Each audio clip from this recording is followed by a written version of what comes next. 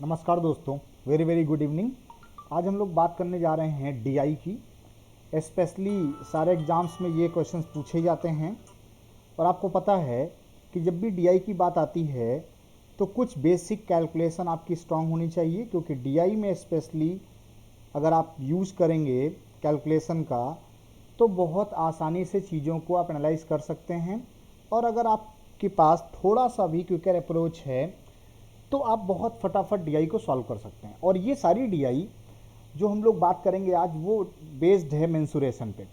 Mensuration specially 2D और 3D form में आता है, लेकिन जो एग्ज़ाम है बैंक का उसमें अक्सर 2D से रिलेटेड ही क्वेश्चंस पूछे जाते हैं। आपको 2D से रिलेटेड बेसिक फार्मूले कुछ याद रखने हैं, लाइक एरिया निकालना, पेरीमीटर निकालना। 2D फिगर में ट्रायंगल हो गया, सर्कल हो गया, स्क्वायर हो गया, रोम्बस हो गया, ट्रेपीजियम हो गया, पैरेललोग्राम हो गया। ये बेसिक चीज़ें आपको ऑलरेडी पता होंगी। अगर नहीं पता हैं तो एक बार इनका रिवीजन कीजिएगा।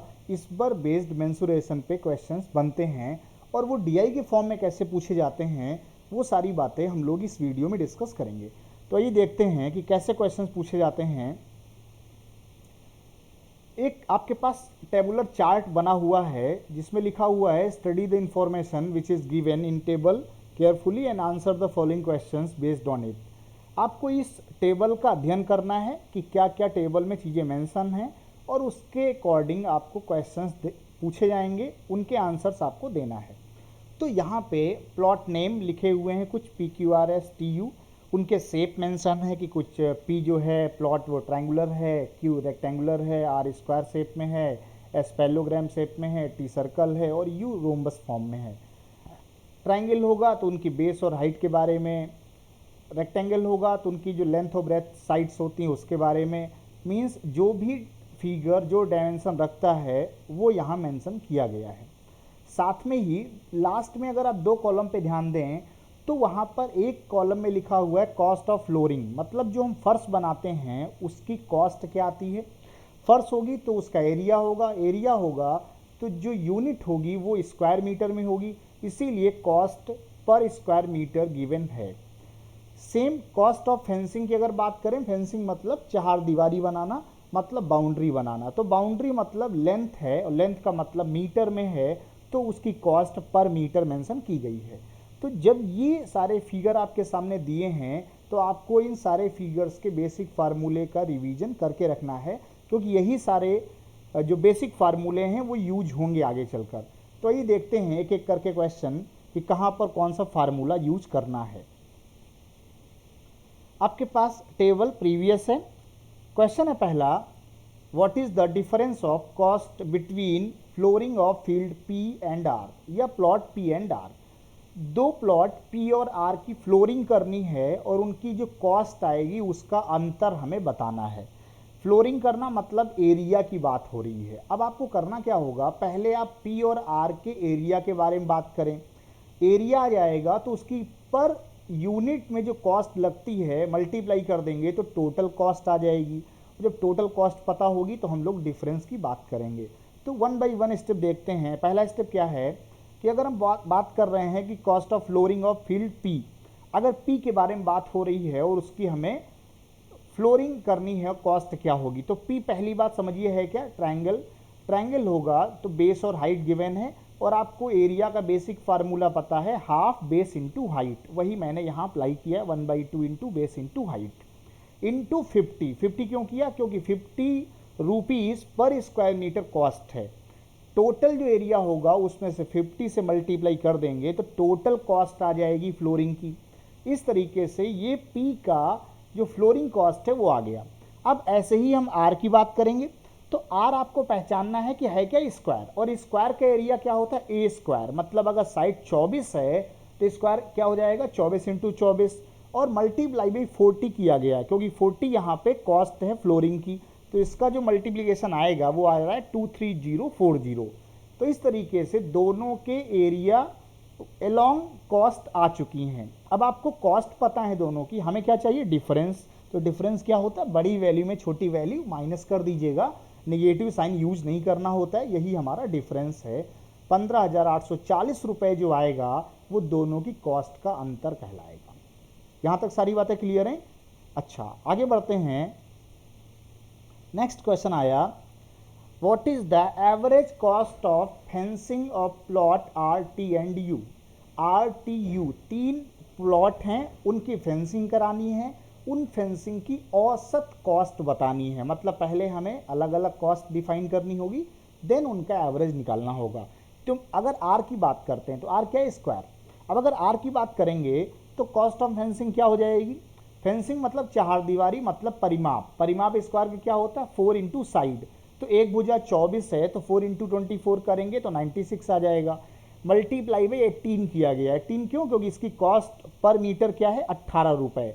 तो मल्टीप्लाई करके आएगा 1728। ऐसे ही अगर टी की बात की जाए तो टी में अगर देखा जाए तो स्पेशली सर्कल है, और सर्कल का जो सरकमफेरेंस होता है वो 2 पाई आर होता है, तो इसीलिए 2 पाई आर यूज किया गया है। पाई की वैल्यू 22/7 रखी गई है, इंटू 22, क्योंकि कॉस्ट पर यूनिट क्या है? 22, मल्टीप्लाई करके आया 1936।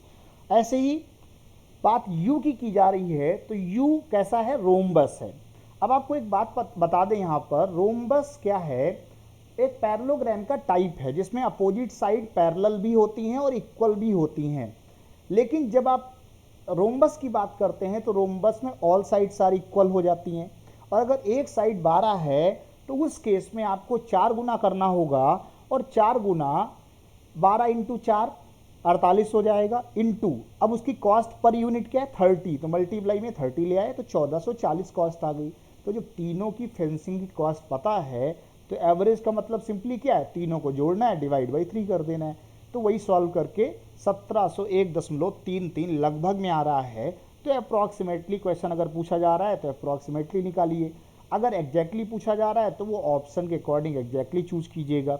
बहुत बार अप्रॉक्सीमेटली में हो सकता है 1700 ही ऑप्शन में दिया हो, तो जैसा ऑप्शन हो वैसा मेंशन कीजिएगा। Okay, clear? चलिए आगे बढ़ते हैं। नेक्स्ट प्रॉब्लम है, what is the ratio between cost of flooring of plot S and you. S और यू 2 प्लॉट हैं, उनकी फ्लोरिंग करनी है और उनका रेशियो डिफाइन करना है, क्या होगा कॉस्ट का। अच्छा, पैरेललोग्राम जैसे ही आया, आपको अभी बताया पैरेललोग्राम क्या होता है? Opposite side parallel and equal, और जो एरिया होता है वो होता है बेस इंटू हाइट। बेस भी पता है, हाइट भी पता है, इसका मतलब एरिया क्या होगा? Base into height. कॉस्ट से मल्टीप्लाई कर देंगे तो टोटल कॉस्ट आ जाएगी एस के लिए, जो कि कुछ इस तरीके से होगी 24 इंटू 20 इंटू 60, क्योंकि फ्लोरिंग कॉस्ट क्या? 60 रुपी पर स्क्वायर मीटर। तो ये मल्टीप्लाई करके हमारे पास जो भी आएगा वो टोटल हमारे लिए कॉस्ट कहलाएगा। नेक्स्ट, जब आप बात करेंगे प्लॉट यू की, तो प्लॉट यू कैसा है? रोम्बस है। रोम्बस में भी आपको पैरेललोग्राम का ही एक टाइप है, इसलिए वो सेम फार्मूला यूज हो सकता है जिसमें बेस इंटू हाइट कहा गया। अब रोम्बस में जो साइड है वही बेस है, क्यों? क्योंकि चारों साइड इसमें बराबर होती हैं, तो जो आपको साइड दिया गया उसी को हम बेस मान लेंगे। तो 12 हमारे लिए साइड भी है और 12 हमारे लिए रोम्बस का बेस भी है, इनटू हाइट स्पेशली 10 दिया है, मल्टीप्लाई 42। तो ये दोनों डिफरेंट कॉस्ट आ गई। लेकिन देखो मैंने मल्टीप्लाई क्यों नहीं किया? क्योंकि हमसे रेशियो पूछा है, और जब आप रेशियो पूछा जाता है तो आपको ये बात पता है कि लेफ्ट हैंड या राइट हैंड, या अगर इसी को अपॉन में लिखते तो जो वैल्यू जल्दी से मल्टीप्लाई में डिवाइड हो सकती हैं उनको हम पहले ही डिवाइड कर लेते। ऐसा नहीं मैंने किया कि पहले मल्टीप्लाई किया हो और उसके बाद अगेन डिवाइड करना पड़े। आपको पता है कि ये डायरेक्टली 10 2 जा 20 कैंसिल हो जाएगा, 12 से ये 2 जा कैंसिल हो जाएगा, और इस तरीके से अगर 6 से कैंसिल करें तो ये 6 7 जा और 6 10 जा कैंसिल हो जाएगा, तो 2 2 जा 4 10 जा 40 और ये 7। तो इस तरीके से रेशियो आ गया 40:7। तो ये भी एक सिंप्लीफिकेशन का पार्ट है कि रेशियो में दो वैल्यू की तुलना करनी है, लेकिन आप मल्टीप्लाई ना करें, आप डेटा जैसे मेंशन है वैसे लिख लें, और लेफ्ट हैंड राइट हैंड में जो मल्टीप्लायर हैं आपस में जिनको आप जल्दी से डिवाइड कर सकते हैं उनका कैंसिलेशन करें, और आपका आंसर हो गया 40:7। तो ये भी क्लियर हो गया होगा आपको। आगे बढ़ते हैं, अगला क्वेश्चन आया, कुछ कंडीशन बेस्ड क्वेश्चन भी पूछे जाते हैं। ध्यान दीजिए यहाँ पे क्या लिखा हुआ है, if the side of plot Q is increased by 20% and 25% respectively, then how much percentage change in the cost of its flooring. एक शर्त लगा दी गई कि जो रेक्टेंगुलर प्लॉट दिया था अगर उनकी भुजाओं में क्रमशः 20% और 25% की वृद्धि हो जाए तो उनके जो फ्लोरिंग करनी होगी, जो नया एरिया आएगा उसके अकॉर्डिंग और प्रीवियस के अकॉर्डिंग क्या चेंज आएगा, परसेंटेज का बताना है चेंज हमें कॉस्ट में। अब ध्यान देने वाली बात है कि अगर हम पहले की कॉस्ट निकालें ओरिजिनल तो क्या कहेंगे, पहले तो क्यू है क्या, रेक्टेंगुलर है, मतलब लंबाई इंटू चौड़ाई एरिया होता है, और जब उसको मल्टीप्लाई बाई 30 करेंगे तो कॉस्ट आ जाएगी टोटल जो कि 9000 आ रही है। अगली शर्त क्या है कि लंबाई और चौड़ाई बढ़ा दी गई है, कितनी, 20 और 25। अब यहीं पे समझना है आपको कि जो पहले हमारे पास 15 था साइड इंटू 20 था, अब वो 15 वाला क्या हो गया 18 और 20 वाला क्या हो गया 25। क्यों, क्योंकि 15 में आपको बढ़ाना है कितने परसेंट, 20%, मतलब 1/5। 1/5 जब 15 का निकालेंगे तो वो क्या होगा 3 होगा, और 15 में 3 जोड़ देंगे तो जो न्यू लेंथ होगी वो क्या होगी 18। ऐसे ही जो पहले 20 था उस 20 में अगर 25% निकालें मतलब 1/4, और 1/4 निकालेंगे तो क्या होगा 20 का मतलब 5, न्यू जो इसकी ब्रेथ होगी चौड़ाई होगी वो 25 आ जाएगी। इसकी कॉस्ट क्या दी है, कॉस्ट तो प्रीवियस ही है, कॉस्ट में कोई चेंज नहीं होना है, पर यूनिट वाली कॉस्ट में, मीन्स जो पर स्क्वायर मीटर की कॉस्ट है उसमें कोई चेंज नहीं होना है। हाँ, चेंज ओवरऑल में होगा, ये डिपेंड करेगा यहाँ पे कि कौन सा डेटा बड़ा है या ज़्यादा। जैसे पहले 9000 आया अब 13500, इसका मतलब है कि जो ओवरऑल कॉस्ट है वो 4500 ज़्यादा हो गई। अब अगर 4500 रुपये ज़्यादा कॉस्ट हो गई तो ये चेंज कैसे निकालेंगे, चेंज के लिए बेस चाहिए, बेस क्या होगा 9000, तो 4500 का चेंज 9000 पे मतलब 9000 का आधा, इसका मतलब है कि 50% जस्ट चेंज इन कॉस्ट होगा। तो ये एक बेसिक अप्रोच है इस प्रॉब्लम की। अब यहाँ पर एक कंडीशन है, उस कंडीशन को थोड़ा सा आप लॉजिकली सोचें तो और आसानी से आंसर आ सकता है। वो लॉजिक क्या है, आपको यहाँ पर एक बात समझनी है कि जब आपको ये बात बताई गई है कि हमें साइड में चेंज लाना है 20 और 25 का, लेकिन क्या कॉस्ट में कोई चेंज है, नहीं, कॉस्ट में कोई चेंज नहीं है। इसका सीधा सा मतलब ये है कि अगर कॉस्ट में कोई चेंज नहीं है तो आप क्या कर सकते हैं, कॉस्ट में कोई चेंज यहाँ पर गिवन नहीं है। अब ऐसी कंडीशन में आप जरा देखिए, जब कॉस्ट में कोई चेंज नहीं दिया है तो क्या ऐसा पॉसिबल है कि जो चेंज इसके एरिया में होगा वही चेंज इसकी कॉस्ट में होगा, तो बिल्कुल ऐसा ही है, जो चेंज इसके एरिया में होगा वही चेंज इसकी कॉस्ट में भी होगा। तो आपको एक बेसिक बात परसेंटेज में मैंने बताई थी कि जब कभी भी आपको ऐसा क्वेश्चन पूछा जाए कि कैसे हम एरिया में चेंज निकालें स्पेशली रेक्टेंगुलर में, तो आपको लंबाई और चौड़ाई पता है 20 और 25। अब ऐसे केस में आप वही बेसिक अप्रोच लगा सकते हैं सक्सेसिव इफेक्ट वाली, जिसमें x + y + xy/100 का फार्मूला यूज किया जाता है।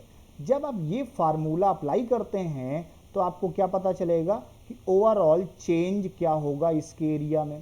तो वैल्यू पुट करेंगे तो क्या होगा 20 x की वैल्यू में, y में हम रख देते हैं यहाँ पे 25, और अगर 20 का 25% मतलब 1/4 निकालें तो 20 का 1/4 क्या होगा 5 हो जाएगा। तो अगर सबको ऐड करेंगे तो देखिए ये भी 50 ही आ रहा है, इसका मतलब है जो चेंज है इसके एरिया में वो क्या है 50, और अगर एरिया में चेंज 50% का होगा तो इसकी कॉस्ट में चेंज भी 50% का ही होगा। तो आप यहाँ पर ये बात भी समझ सकते हैं कि आप पूरी कैलकुलेशन ना करके डायरेक्टली लॉजिकली आप ये क्वेश्चन को डील कर सकते थे। क्लियर है सारी बातें, चलिए आगे बढ़ते हैं। लास्ट क्वेश्चन आया, the cost of fencing of plot R is approximately what % of the cost of flooring of plot R. एक प्लॉट है आर, उसकी फेंसिंग की कॉस्ट और उसकी फ्लोरिंग की कॉस्ट। फेंसिंग में जो कॉस्ट आई, चार दीवारी बनाने में जो लागत आई, वो उसकी फर्श बनाने की लागत का कितना प्रतिशत है ये हमें बताना है। हमेशा ध्यान रखें व्हाट % ऑफ द, इसके बाद का जो भी सेंटेंस है वो अपॉन में रहेगा। मतलब क्या है, जिसके रिस्पेक्ट में हम तुलना करते हैं वो वैल्यू हमेशा अपॉन में रहती है। तो आपको फेंसिंग की कॉस्ट ऊपर लिखनी है, फ्लोरिंग की कॉस्ट नीचे लिखनी है और मल्टीप्लाई में 100 कर देना है। बात स्पेशली आर की हो रही है, तो आर कैसा है, स्क्वायर है, स्क्वायर होगा, इसका मतलब है कि फेंसिंग की बात होगी तो पेरीमीटर मतलब 4 into side into cost 18, divide में क्या आएगी उसकी फ्लोरिंग, स्क्वायर की बात है तो एरिया क्या होगा 24 इंटू 24 और इंटू 40 करेंगे, तो इसको आप सिंप्लीफाई करेंगे तो इस तरीके से 7.5% इसका आंसर आ जाएगा। तो ये भी एक जनरल सा क्वेश्चन है, आप इसको भी समझ सकते हैं कि कैसे हम किसी की कॉस्ट से दूसरे की कॉस्ट में रिलेशन बता सकते हैं या परसेंटेज डिफाइन कर सकते हैं। तो उम्मीद करते हैं कि सारी बातें आपको समझ में आई होंगी जो मैंने अभी डिस्कस की हैं। 5 प्रॉब्लम इस डीआई पर बेस्ड पूछे गए हैं बहुत बार, मैंने कोशिश की आपको समझाने की, आप एक बार इसका रिवीजन कीजिए, कोई डाउट आता है तो बिल्कुल आप डिस्कस कीजिए, और अगर इसी पर बेस्ड आपके पास प्रॉब्लम है तो उनको भी आप रिवाइज करिए, सॉल्व कीजिए। Thank you so much. आज का सेशन आपको कैसा लगा ये कमेंट बॉक्स में बिल्कुल बताएं, और बहुत बहुत धन्यवाद आप सभी का इस सेशन से जुड़ने के लिए। Thank you so much.